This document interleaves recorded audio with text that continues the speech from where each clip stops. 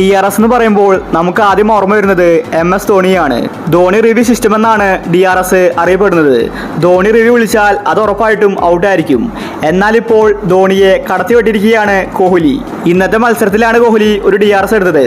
ക്യാപ്റ്റനായ രജിതിനോട് പോലും കോഹ്ലി ചോദിച്ചില്ല. അങ്ങനെയാണ് കോഹ്ലി DRS എടുത്തത്.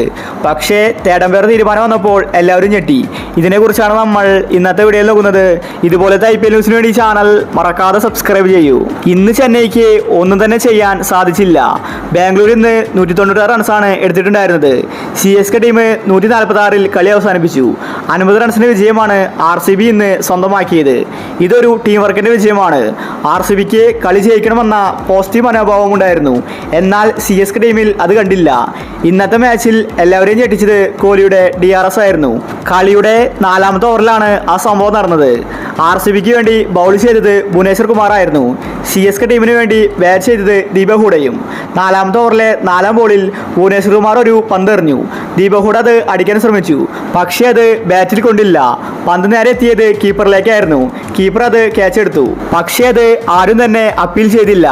എന്നാൽ കോഹ്ലി കാര്യങ്ങൾ കൃത്യമായിട്ട് വീക്ഷിക്കുന്നുണ്ടായിരുന്നു. കോഹ്ലി അപ്പോൾ തന്നെ DRS വിളിച്ചു. എല്ലാവരും ഒരു നിമിഷം അമ്പരുന്നു. ബൗളറായ ഭുവനേശ്വർ കുമാറിന് പോലും അത് താല്പര്യമില്ലായിരുന്നു. ഔട്ടല്ലെന്നാണ് ഭുവനേശ്വർ കുമാർ വരെ പറഞ്ഞിട്ടുണ്ടായിരുന്നത്. എന്നാൽ കോഹ്ലിക്ക് അത് ഉറപ്പായിരുന്നു. അതുകൊണ്ട് തന്നെ കോഹ്ലി DRS എടുത്തു. ക്യാപ്റ്റനായ രജിതിനോട് പോലും ചോദിക്കാതെയാണ് കോഹ്ലി DRS എടുത്തത്.